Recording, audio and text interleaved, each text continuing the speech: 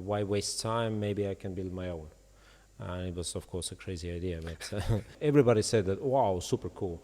It's actually a very easy product to sell. If you say robot that makes drinks, everybody's like, oh, really? Oh, yeah, of course, and the money. That's a problem. That's always a problem. It's like I would imagine it's a big Gucci lipstick. We do our best for people not to know what's inside. It's a big secret. Otherwise, there's going to be, Competitors. There's going to be people from one big country who would copy it right away. Bartenders who I know, and they were also like seeing the machine, and they had a lot of different feedbacks. Well, we know the first thing is that it won't never be as good as me. Absolutely. Everybody's so pumped up. Or British bartenders Facebook page. There's I think 15,000 people. And the hate we got from there, it was outrageous. I mean, they were super angry with us, like, Ping, ping, ping, ping, ping. So, hello everybody, welcome to Kaifcast. Today's part will be in English, so everybody from foreign countries can also hear us. We're here with Adojaan, who is the CEO and marketing professional for Yanu bar robot, which you can see here. We will demonstrate you the machine as well in a moment. Alan, the Yanu, as I have written down, is fully autonomous AI and robot-empowered bartending unit. So the autonomous AI, is it like your own developed, or how is the AI business going? Like, do you have to develop your own AI, or can you buy it from somewhere? There are different options, actually. Hello to everybody first. I'm going to maybe explain a bit how is it autonomous, what's the AI there, and what does it consist of at all. So you see the machine here. It's like 3 meters high, 2.5 in a diameter, so it's a real bar, right? So it's not just a tabletop solution that some people think when they see the photos or the images. So it's a full bar, and there's a robot hand that mixes you drinks. Up here are the alcoholic drinks. You can stack in there whatever you want. Is it a gin, rum, vodka, whatever. So there's a soft drink system that helps you to mix the drinks. And here on the screens you can order. So it's a full bar. Where did it come from, kind of? Where did I get the idea? That's one of the topics we're also addressing today. But autonomous because there's always it's always easier to do things with machines than with people, right?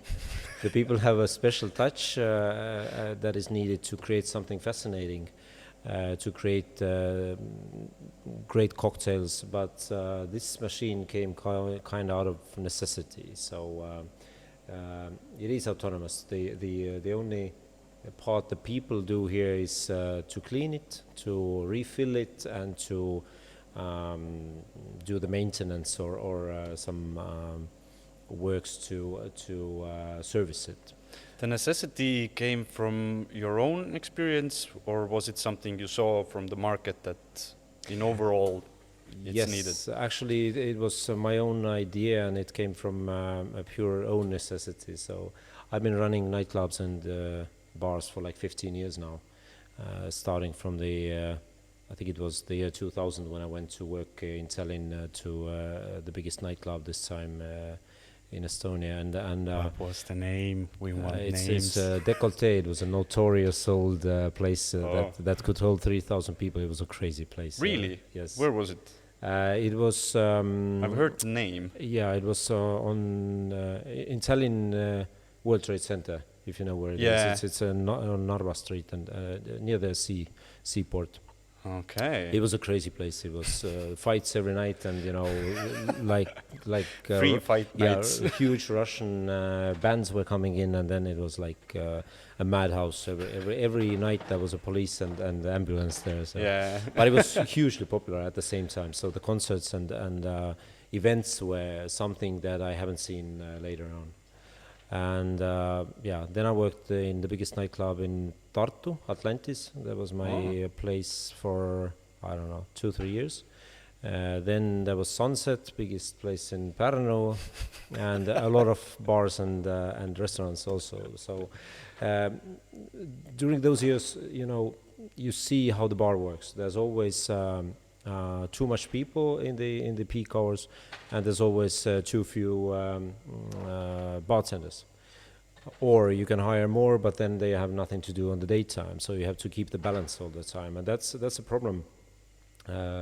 Also, people fall sick. They get drunk at night and they don't show up in the morning. They leave suddenly without telling you anything. They go smoking every half an hour, or there's always problem with people, and not in a bad way. That's how the people are, right? Yeah. So the last place I worked was Manna La Rosa, and there we had I think the counter is like 7 meters, and there's 4 guys in the row, like doing things very fast. And in Manna Rosa, of course, we had those colorful cocktails. We called it in Estonian moos, a jam.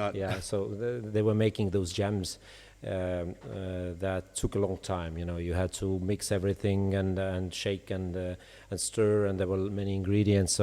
And there were a lot of ladies who were ordering those fancy drinks. So it took a long time, and there was always 4 rows of people yelling, "Where the fuck is my drink?" And things got mixed up, and sometimes totally drunk guys were causing mayhem there. Yeah. So what I was thinking, standing in the end of the bar there and looking at this total mess, is how can we optimize it? How can we make the bartender's life kind of easier, and how could we service more clients? That means more happy clients, more money for us, more and less wages and all that. So it's kind of a task or a construct there that you have to solve. And I kept on thinking on that, and then I saw a couple of one of the ideas was kind of a sushi train, right? That you have the drinks running there, and people pick it up and pay immediately or something. So that was kind of a first idea. And then it kept evolving. Then we thought already maybe there should be a robot that does something. And the next moment I was in Tallinn Technical University discussing with, first I went there was an old robot professor, like 70 years old. And he was, I went there and told my idea, and he was like, okay. He thought that I was on drugs or something. And he said that it's... That's a good beginning. Yeah, exactly. He totally laughed over me and laughed me out, and he didn't take me seriously at all. So next time I came back with 2 designers, Jan and Ken, who are the guys who we have drawn and have created the machine and the figure and stuff. We're talking about the design elements. Design, exactly. Yeah, exactly. Mm-hmm. They are half brothers, and they are science fiction fans, so it's their idea. So you see there are those kind of eyes of the machine, and it looks kind of like a creature.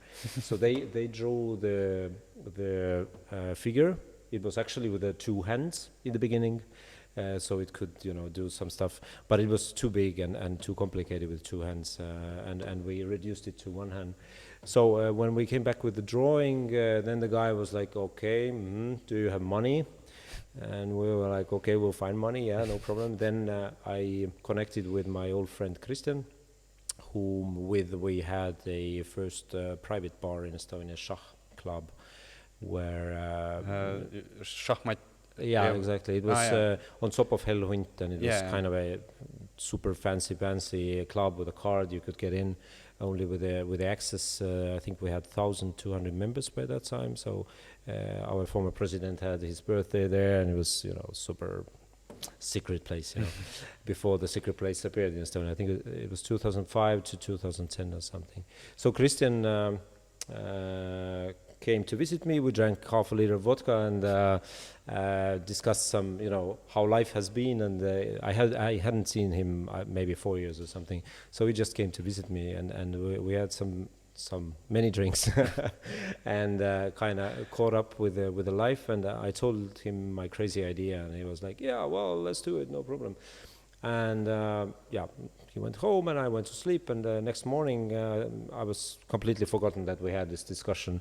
And Christian called me and said, "Well, the company is registered. When do we start?"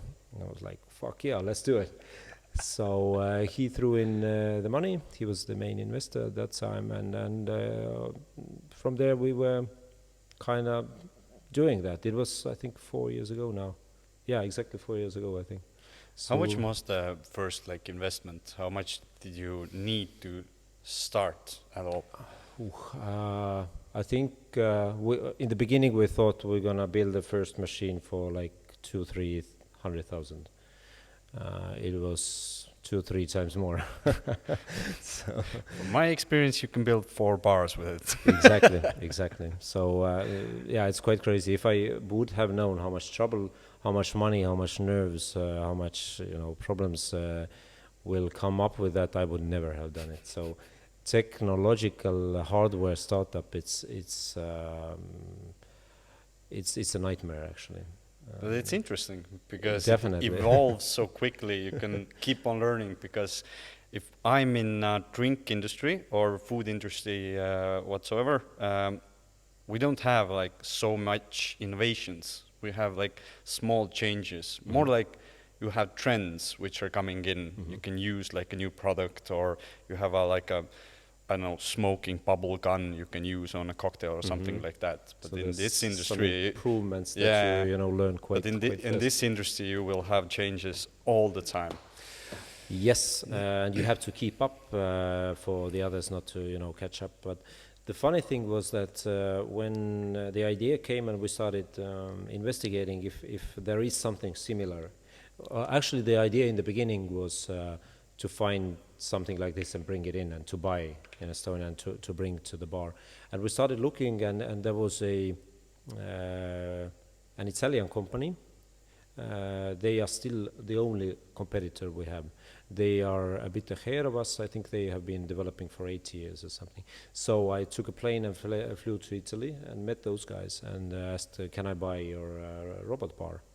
And they said, yeah, well, we're still developing, come back in a year. And I was like, okay, can I make a down payment to get the first machine, or can I access it first? And they were, well, yeah, we still have a prototype, we don't know when, and maybe in a year, maybe in 2 years, and Italians. So I came back and thought, why waste time? Maybe I can build my own. And it was, of course, a crazy idea, but but at one point we were connecting with the university guys. We moved to Tartu University because those guys were a bit more available and faster. And they have been building now for 2 years. So there was some hiccups, and we ran out of money, and the usual startup troubles. But Tartu guys have been very fast actually. So we got the first machine. Maybe you can see behind me. It's a black one. Okay, this one is the version 1.0. Yeah, this is Yanu number 1. Ah, okay. And this one was ready this March or April. Yeah, in the end of March. And then the Corona, we actually had to go to many events this spring, 5. But the Corona came and blocked everything, and the events were postponed. But maybe it was good because we could do some testing and get rid of the errors that showed up. And in the summertime we had 2-3 events we attended, and we did some here on spot in our little factory. And the second machine we started to build in June, I think, yeah. So July. this red is the second one, yeah? Yeah, this is the second one. It's much more advanced. There's, I think, 180 improvements we have done on this machine. So which are the main errors you fixed, which you had with the first machine? Well, the software is improved. Then there were some improvements with the robot hand, definitely. We changed the bottles and the pump system. This is now much more reliable. Well, the color is a progress, I would say. It looks much cooler. Yeah. It is more a bit like a Christmas thing, but But It's like, oh yeah, it's like a very, I would imagine it's a big Gucci lipstick. Like yeah. Okay, well, very you like see, glamorous and you very see. like shiny. Exactly, And exactly. if I would be like an Instagrammer lady, I would, Yeah, I would yeah, just it's very make a picture. Instagrammable, right? Yeah. But that's And important today. also the multimedia has been very much updated. The lights, the sounds that we turned off, by the way, so Yeah. it wouldn't interfere with our interview.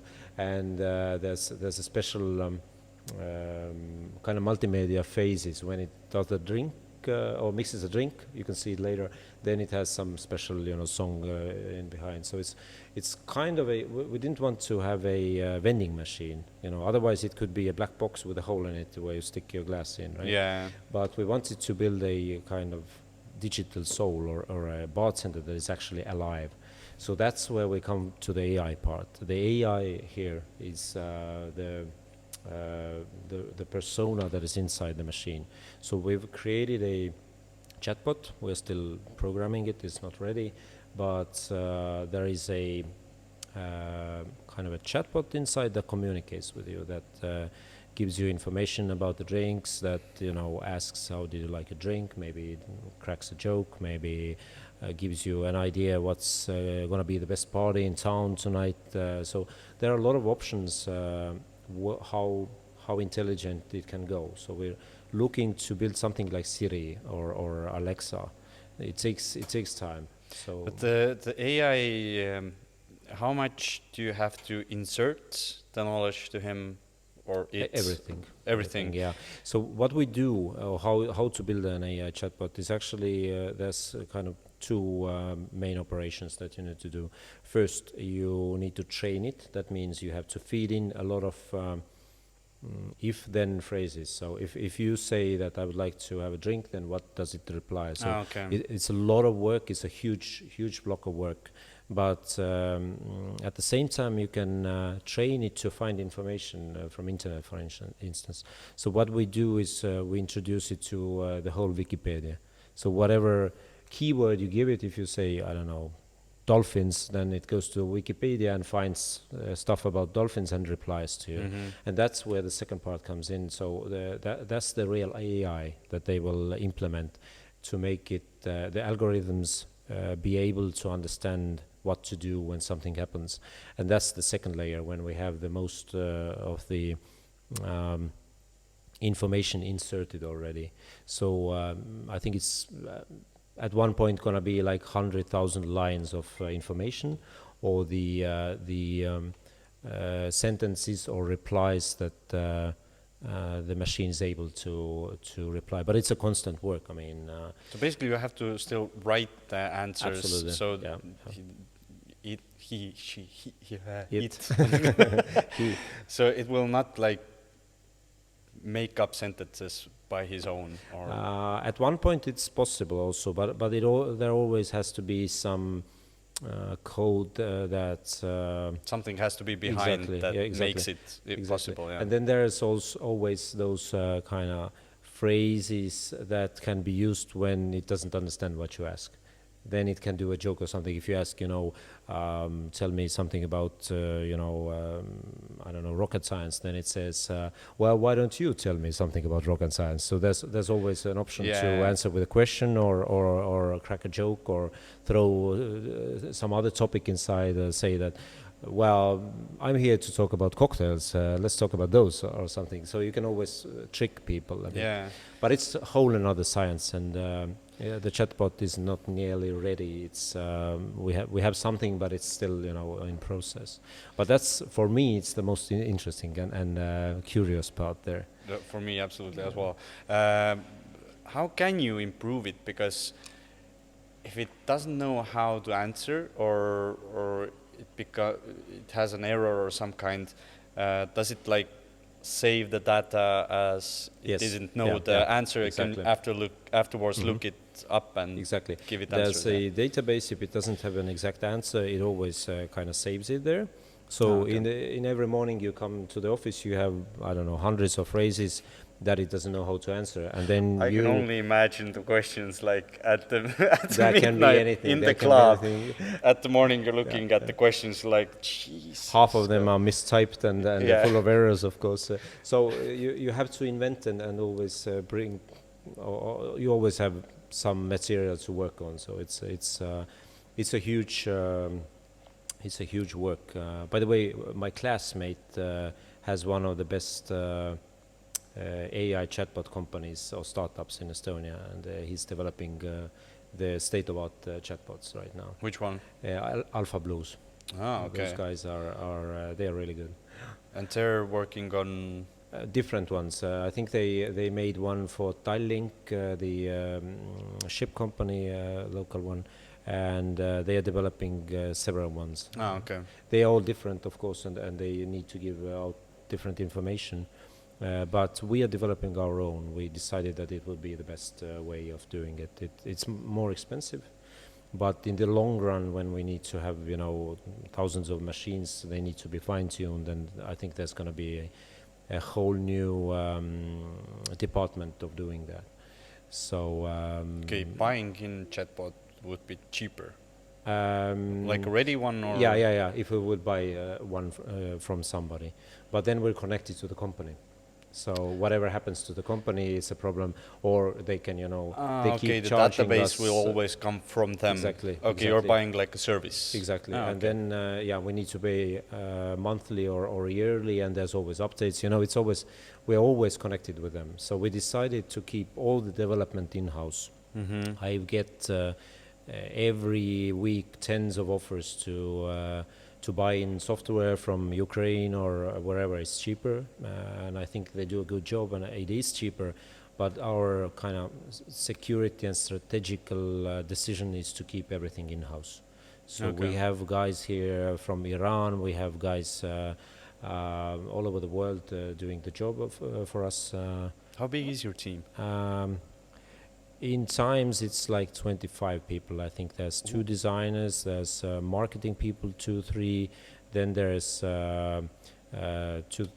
two guys in sales, then the Tartu University team is about 5 to 7 people depending on the process.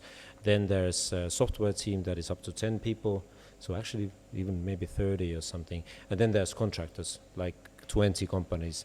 One who does the covers, the other ones who do the metal work, then there's the lights and the sound guys. Quite a lot of people actually, all together maybe even 50, but not in my company, of course. They are contractors. But it has been growing steadily. Yeah. Where does the round shape come from? Was it from the designers to make it round? Yeah. Our competitor's machine is kind of cubical, so it looks like a sea container or something. It's much bigger. So the advantage of this machine is the round shape first, because it's the most compact. We have kind of 3 docks here. Each has 2 holes for glasses, so it can give 2 drinks at one service. Mm-hmm. And there's 3 of those screens where you can order. Okay. So there are 3 delivery spots. And the round space kind of fits people the best. You can have more people here around in 2.5 meters than if it's a straight line, right? And also it looks cool. It looks kind of like a spacecraft something. So I think the design is very wise. Also, our machine is mobile. It has small wheels. So if you have, for instance, one of our clients is an airport, for instance. So if you need a let's say you need at one time this in one gate and the other one in another, then you can just move it around. It's so easy. Or in a nightclub, if there's a better position, you just need to move it. So the only connections it needs is electricity, water, Wi-Fi, and that's it. So you just plug those in and the machine works. So. Okay, awesome. When are you going to sell these? Have you already sold some, or are you developing to a certain prototype, to a third or fourth one, and then you're going to sell it? We are doing sales constantly. We have been doing it now for 2 years. There's quite a lot of companies interested. We have a bit under 100 in our pipeline that have shown interest and that we are talking to right now. Okay. The plan is to start setting up the machines next year. So we're going to build maybe another prototype, maybe 2, and then start the production. But the first machines are done by hand because there's a constant development going on. We are all the time making it better. Every new version is much better than the previous one. And we are looking for partners to set it up with. So we're not selling in the beginning. We are kind of renting out. Okay. In a way, Yeah. So if you have a bar, for instance, and you want to have the machine, so we make a deal. I bring in the machine for a small fee, for a small setup fee. We're going to set it up. I'm going to educate all your staff how to do it, how to fill it, how to clean it. And then we're going to run the machine kind of together. The machine is kind of our responsibility. You don't have much risk. You don't have to pay all the money. And we share the revenue. So okay. if you make good money, we make good money, and we pay the machine for the same revenue. So it's kind of a safe deal for everybody. And I think interesting for us also because the big money is in selling drinks, actually. Yeah. The machine is quite expensive, and there is, of course, cover for us too. But I think if you have a bar like this in an airport, you make quite a good money, actually. Yeah. How much is the machine right now? The machine, if you want to buy it out right away, it's 150,000. So it might sound a lot, but if you imagine that you need to build a bar, right? A nice bar in an airport, I think it's the same money. And plus you need to pay the salary for the people, you need to pay the rent for the big bar and the places the people are sitting. But this machine takes not much space. I think you can have it on 5 times 5 meters. And the people take their drinks and go. So you pay small rent and everything else is a pure revenue. We have calculated that if you sell 100 drinks a day, that is, a small bar in Tallinn, let's say a small one, then the machine pays itself back in 9 to 10 months. And that's good, actually. That's that's very good. How much are the? You said that there's a fee to set it up in a bar. And the second thing is that you could take a cut from the payments. How much are these? Well, we've offered right now to our partners for a setup fee of 25,000 euros. For that, we give a warranty. We, do everything. We service it. Whenever something happens in 24 hours, we're going to fix it or replace. And the concession that you pay monthly is 20% from the revenue. So basically, the VAT. Yeah, exactly. Yeah. So for 3 years, we offer this deal. So in 3 years, the machine is paid out and it's yours. And we take the risk whenever, if you don't have such a big revenue or you don't sell so much, then it's our problem. If you sell more, you are happy, we are happy. And I think it's a very viable model of business, actually. We've offered to our clients different options. They usually pick the concession way because it's less risk. But at the same time, depends on which business you are. If you are a airport or a hotel, you don't want to actually own a bar. You just need the service. So you take the concession deal. If you are a nightclub, then your business is selling the drinks. So those guys, I think for them it's more wise to buy the bar and completely out and not have us there and give the revenue away. But so we have 2 models. That's why we sell and offer the concession deals. You said you have about 100 different companies interested. From them, are they mostly like airports and like nightclubs or? Different. Actually, you can have it anywhere where you have a lot of clients. So the idea of the bar is that it's fast. It can do 100 drinks an hour, depending on a drink. If it has many ingredients, then a bit less. But it does a drink in, Coca-Cola it can do in 20 seconds, gin tonic maybe 45 something. So under 1 minute. Now, a bartender is also the same fast, maybe even a bit faster, but at the same time, when you go to a bar, you talk to a bartender, you think what you want, then you order, then the bartender finds the ingredients, mixes, serves, then you do the payment. So actually it takes not 40 seconds, but it takes 3 minutes to 7 minutes depending on how drunk you are, right? So The bartender or the guest? both. so it takes a bit more time, and so the machine is much faster, but yeah. What was the question again? I completely forgot it now. Yeah. So We went over but it. it was a good question actually. Yeah. So, how long have you developed it now? For 2 years? Altogether 4. But 4 we have years. been building for 2 years. Yeah. Okay. Yeah. What were the main crashes or main down Difficult points parts. you had? Well, Usually you have 1 or 2 you're remembering after 5 years. You're like, oh yeah, I had that moment. well, maybe the biggest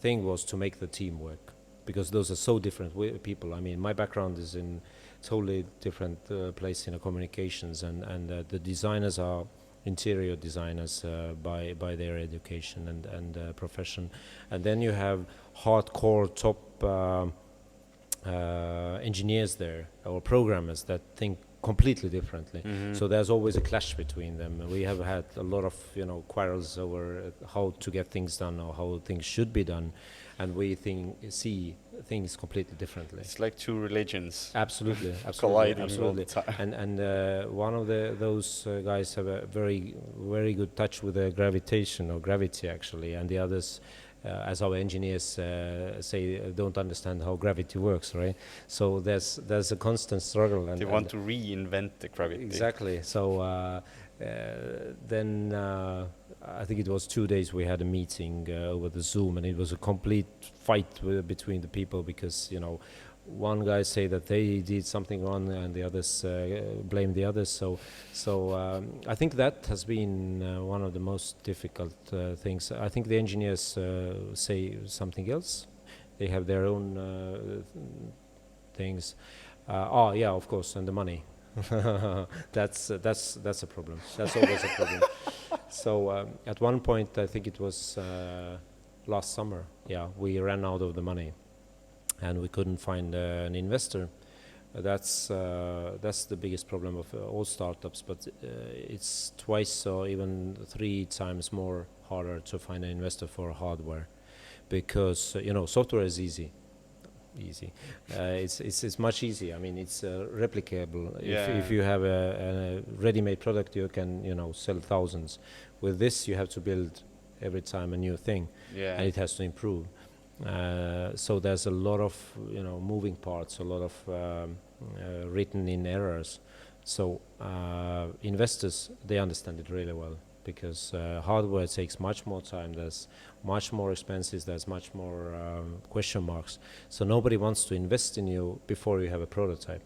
And our cash was finished, I think, 2 months before we were finished. So we had the machine, but we didn't have the covers. We had the machine, but we didn't have the fine detailing. So there was just so little missing, and you can't sell it to investors before it's working. Everybody said that, wow, super cool. It's actually a very easy product to sell. If you say robot that makes drinks, everybody's really. So everybody understands it immediately. But at the same time, the investors and the clients' first question is, where it is, show me the real thing, right? So we couldn't sell it because it wasn't ready, and we couldn't invest in it from outside because it wasn't ready. So it was a really tough situation. So I had to do some crazy backflips to bring the money in, and you don't imagine. So but nice saying, I had to do some crazy Well, backflips. I could say even worse, so that I had to do something else, but it was difficult and it was tricky. So when I got the investment, it was I think it was the hardest thing I've done in my life to get it going, because the other option would have been to take this to a trash, I don't know, because it wasn't much that was missing, but still the sums were large, really large to finish it. We had some debts that needed to be paid and some new money to put in. So it now was, everything is good. it is, yes, yeah, it is. But it took a lot of money and effort to do that. And those. So where did you find the investors? It was exactly a year ago. Yeah. And you find like someone who believed in your vision, or was it? Yes. Well, they didn't believe much, or they were very doubtful, but they were kind of friends and old friends and very well-respected businessmen here, whom I knew many years. So it was kind of a gesture and a friendly approach. At the same time, well, they thought it's a cool project, and they thought, well, let's see if the boys can pull it out or not. But from the investment to the ready-made machine, it was, I think, 4 months, and they were quite surprised that it really worked and it really was there, because they thought it's going to take much more time, and they didn't quite believe it's possible. I have a feeling so. And now we have the second one, and as I've understood, then now they do believe in us, and we can, go into production, and it's a bit of a success story already. Okay. What is the best option to market this kind of thing?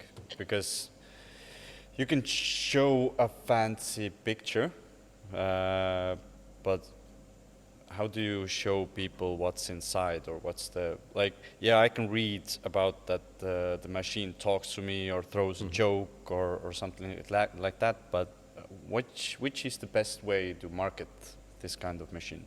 We do our best for people not to know what's inside. It's a big secret. Otherwise, there's going to be, competitors. There's going to be people from one big country who would copy it right away. So our big secret is what is inside. So it's quite complicated. At the same time, it's quite simple. So there are different mix of things, technologies that have been combined. Yes, but marketing, well, to be honest, then we have been marketing it on 3D models for 2 years now, because we didn't have the real machine and we didn't have anything to show. So in the beginning we did some beautiful 3D models and pictures, and these 3D models we placed in real photos and environments, and that actually sold. Everybody, believed that it's real. So today the CGI... Well done, whoever did it, well done. Well, that's what everybody does, actually. So you can do the 3D models that look really lifelike. Even if people understand, then it doesn't matter.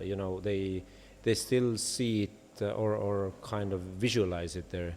And of course, nobody will buy your machine before they've seen one.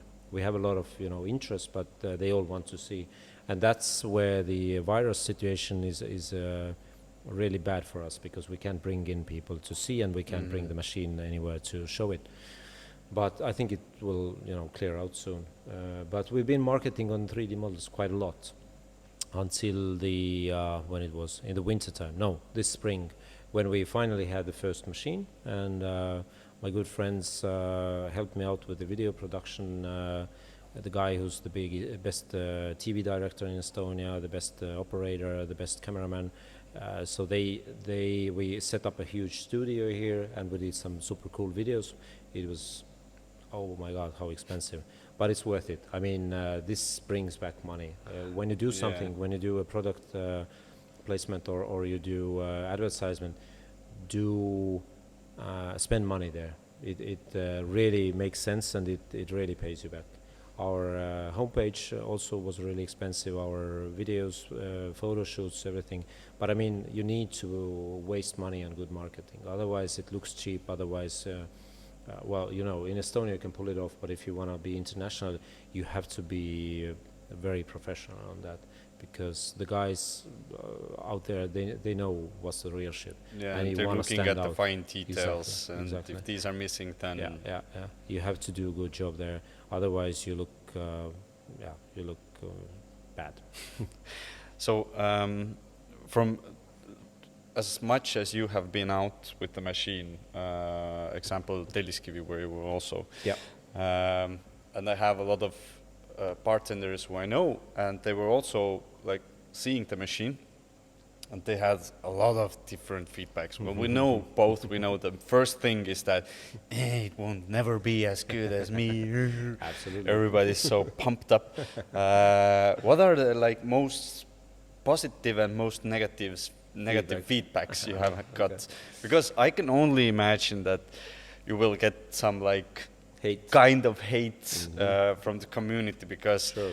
the community is the most skeptical ones, Absolutely. and that's the one reason I came here is Yep. to do a show with the machine, because they all hate it so much. Yes, they're taking our jobs, right? So there has been most of the feedback is of course super positive. People are surprised. It's something from the future. It looks cool. It's sexy. It's there's a novelty value. It's an option to bring attention to a bar. So all those positive moments. I think when we first came out, and somebody posted a picture of it to a London or British bartenders Facebook page. There's I think 15,000 people. And the hate we got from there, it was outrageous. I mean, they were super angry with us. Like, I was totally astonished. I wouldn't have waited for such a feedback. I mean, people have to understand something. We are never going to be as good as human bartenders if they are good. What we are doing is we are replacing jobs in a positions where it's not fun, it's not easy, it's a dirty job.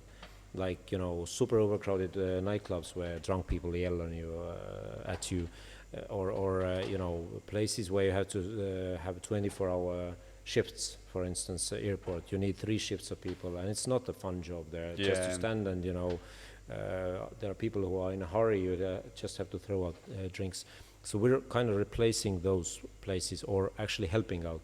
And it's not like there's too much people on this business that are waiting to have a job. Actually, before the virus in America, there was missing 2 million of those kind of jobs, waiters or bartenders. And in UK 250,000 in 2018, if I remember correctly. So there's a real shortage for those positions.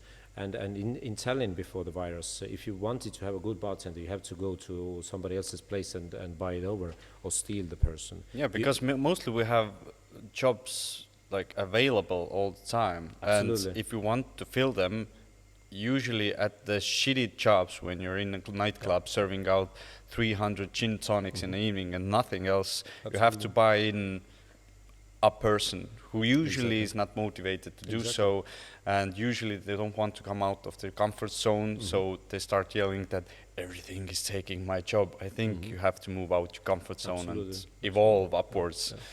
These years that I've been running bars, I have never had time where we had a lot of people on the market. We always had to stretch our asses to get some good people in. And there's a big turnover, they leave, like I told before, it's a big problem. So that's what I'm solving here. I'm not taking everybody's jobs. And I've always liked to bring in this comparison that, nobody remembers it, but in the beginning of the century, right, when the horses were doing all the jobs, and the horses were the cars, and then the machines came, and the cars, and then there was a movement called Luddites, or Luddites, that were attacking the machines. They were hating on the machinery and all the technology. Luddites. Yeah. Luddites. Is this Luddite something movement. from Russian or? No, I think it was in France and in UK. So they were kind of a machine haters. They were against technology because they were afraid that they lose jobs, and horses were losing their jobs, right? Yeah. So it was a big problem. But at the same time, the machines and the technology brought in a lot of good. Weekends came to people, shorter work days, a lot of cheap stuff to buy and whatever. You could afford much more. The salaries went higher. The production went, skyrocketed. So I think people should look at this automation right now. It's a fourth technology revolution, I would say, that is going on right now. The robots and the automation, because the robots have been here, 40 years, right? But now the enabling systems and the sensors and the software are making robots able to work with people. They are collaborative now. This robot is a collaborative robot. It doesn't need any security walls around it or lasers.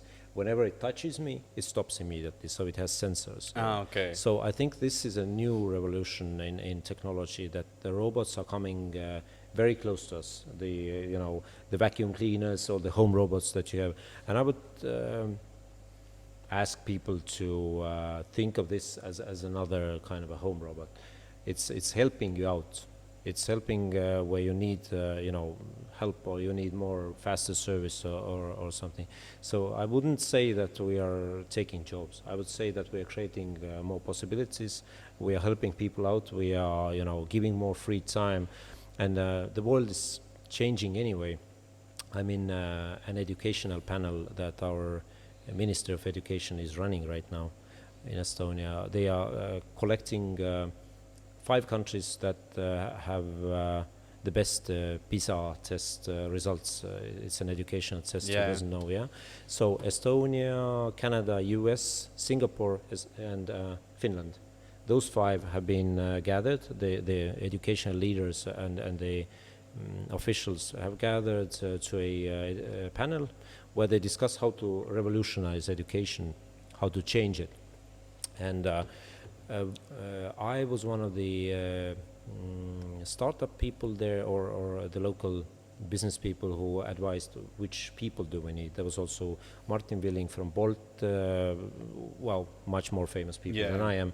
So and we discussed how to do it and what do we need to do, and we came to a conclusion that the whole education needs a change, not anymore as a lecturer and a class who listens, but people need more kind of a mentoring, so they would know how to study themselves and alone, and to kind of combine the education by themselves.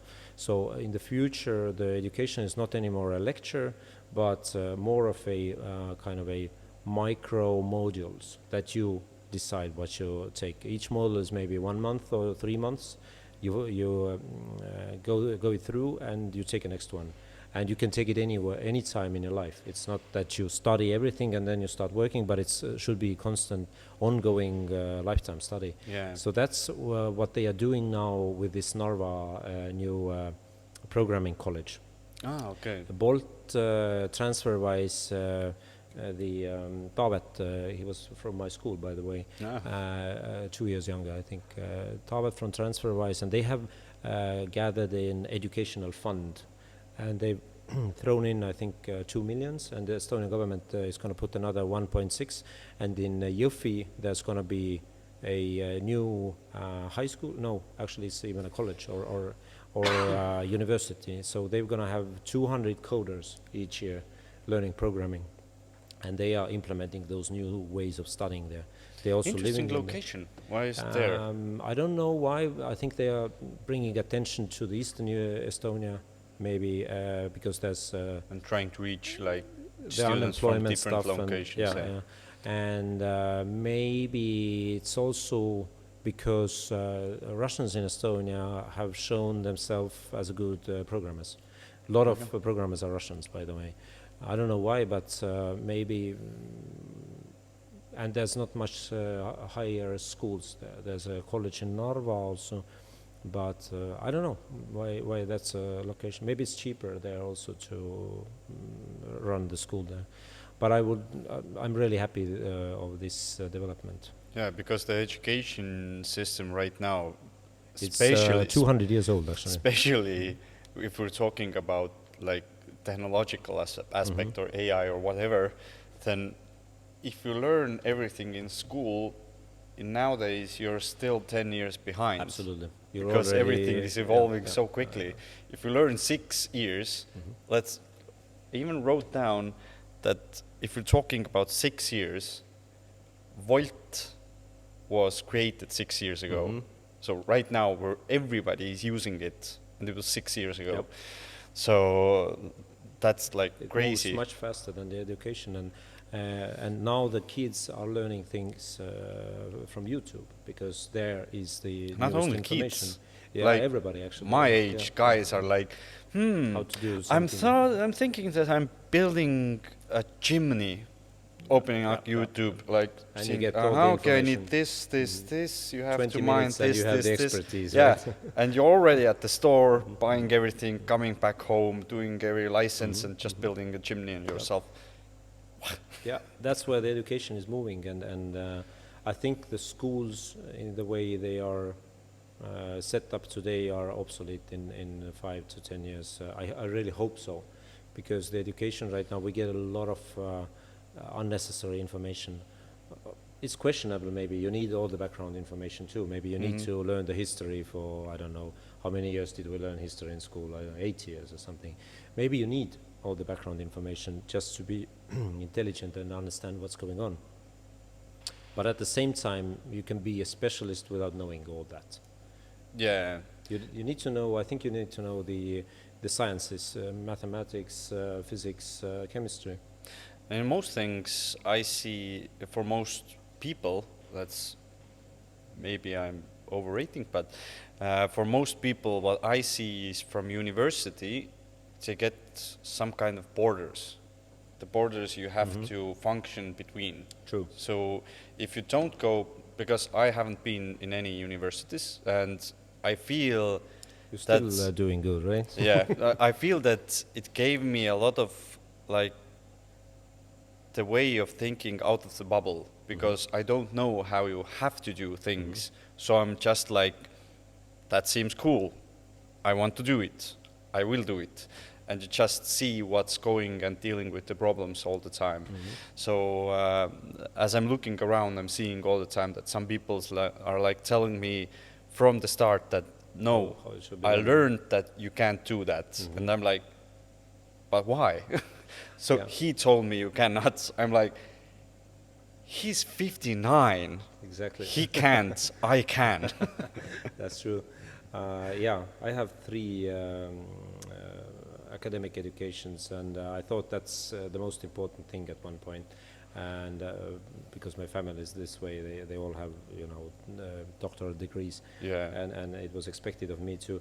But I understood now that actually that's not the most important thing. It's maybe sometimes it's even bad that you're too academic, and you're maybe, it gives you a good framework how to analyze stuff and how to, you know, set up stuff and so on. And there are some very useful qualities that you get. But If you're at the using same it time, right, you can get a very good base level Exactly. for knowledge. Yeah. depends on what you do. Yeah. But at the same time, you waste a lot of time, and you study stuff that you never need. Maybe you kind of do, but who knows? Yeah. Okay. Unfortunately, we're running out of time, so I'm So skipping a few questions. Let's start. It's already it's always like you're thinking that I can do it within an hour, and then you're like, I'm done 15%, and we're getting out of time. So You can always cut up some totally unimportant stuff that we never talked cut today. things. So let's go back to Yanu. So what are the bigger plans in the future? So what are you? Do you have like points where you want to reach? Like the next version should be this, the next version this. We have a lot of plans, but first the 2 main points what we want to do is to set up the first 10 machines with our partners during the next year. It's quite a big thing to do.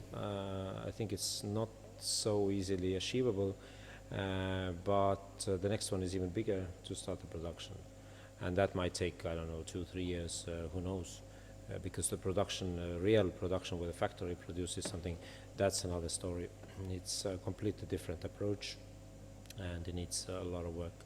But all in all, we have we have a file where we have written down all the crazy ideas. You know, whatever, that the drone brings you a drink somewhere, or I don't know, the machine has 8 hands so you can serve faster. So all those crazy ideas I have in one file, and it's still there. At one point when we have this type of thing working well and flawlessly and fluently, then we're going to implement all the crazy stuff also, because the robots are getting better each year, so the possibilities are quite endless what to do. Okay. At one point you can throw the balls, do whatever. So.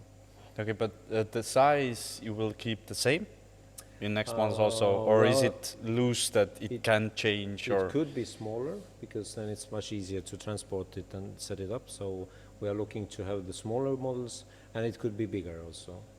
For instance, if we have 2 hands, then it could be much bigger. Yeah. And the 2 hands can do already some, much cooler operations. Maybe, exchange hands, take something shaking from each other, or whatever. shaking, for instance, or there's a lot of options what you can do with the 2 hands already. Or maybe, at one point lose the hand completely and do it some other way. So there's a lot of ideas and options, and whenever the machine is working, then we'd like to go crazy. Do something, that completely blows people away. How long do you think it will go until it will shake cocktails? Well, a year? Yeah, why not? Actually, it can do it I right will now. start counting next year, let's fix it. 31st. I think it would do it right now if we have the shaker in the hand and whatnot. It's able to do it, but we skipped it right now just for the speed. So we would get out the working machine fast.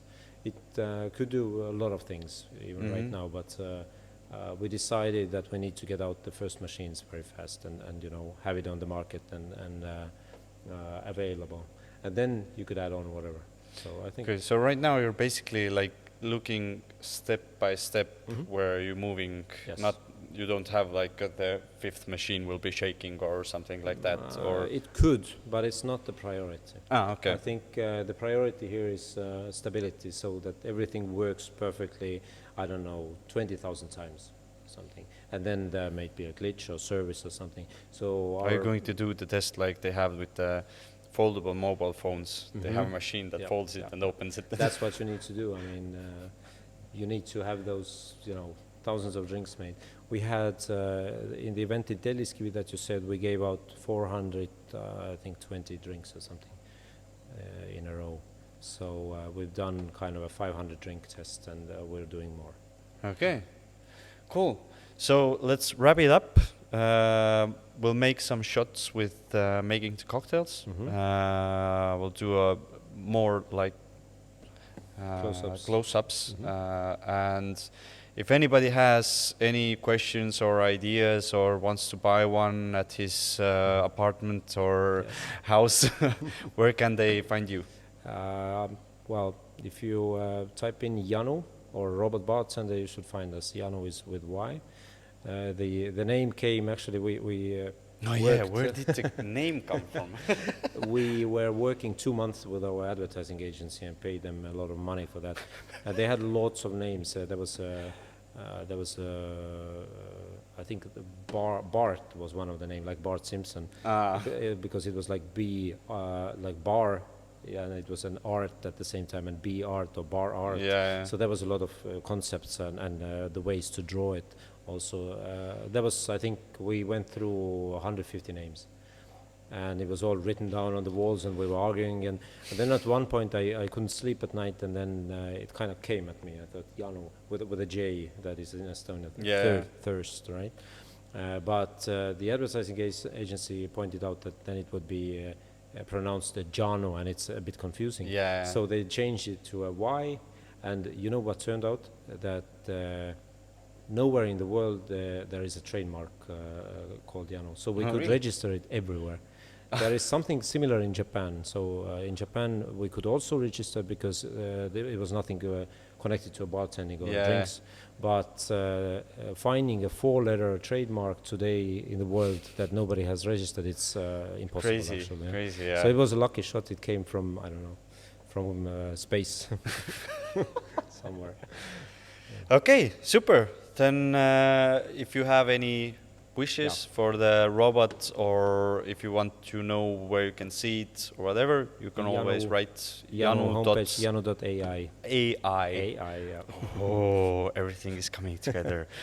Okay, thank you. But you can order a drink. Yes, we'll start come with up that. closer and then we can order some drinks as well.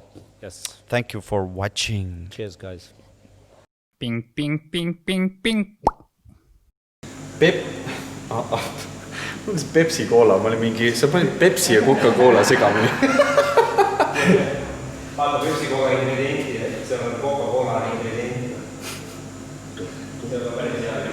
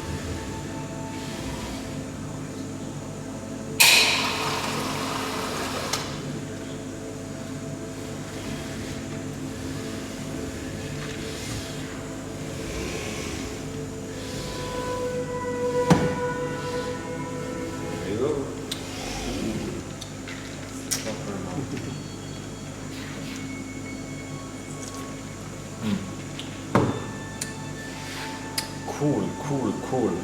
Ping, ping, ping, ping, ping.